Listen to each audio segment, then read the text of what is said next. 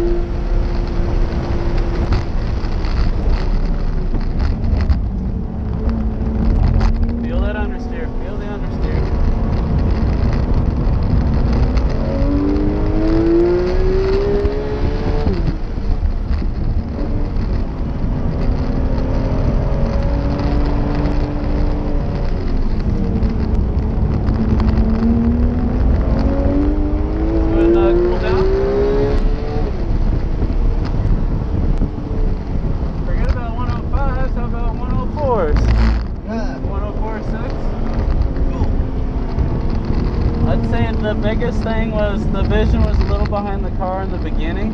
Yeah. And as we started to move that up, it improved quite a bit. Right here, we just turned in a little too early. We commit too soon here. Yeah. You want to go a little further up before you turn. Okay. And in the beginning, you were coming off the brake a little too fast, just a little too early, and you got a lot of understeer on exit. A lot of exit understeer. Okay. Where you're not able to unwind your hands because it just hasn't finished the turn yet. You know, there's two ways you can combat that. One is either brake more for the turn or take longer to go to throttle. You know, you can coast. Coasting is not, I know a lot of drivers are like, no, you should be one or the other. Mm-hmm. But I don't believe that to be true. I think you feel what the car needs, and if it can't take the throttle yet and you're already off the brake, then you gotta let it coast. Right. You gotta wait until the nose is done turning. So coasting's not necessarily a bad thing. Just feeling that wheel, feeling the front tires through the wheel. And once the wheel feels like it's going soft, or it feels numb, and it's not turning the car very swiftly, then just be a little longer to go to the throttle. Let the nose finish the job. Or if you have the opportunity to go back to the brake, that's okay too. Or lift back off the throttle if you've already committed to throttle too early. It may not make your lap time spectacular, but right now in the early going, Jason, you just need to develop your feel, knowing what the car is going to want and feeling what it does. And then after a while, you'll be able to anticipate it. Like, I know every car I've ever driven through this turn always understeers on me.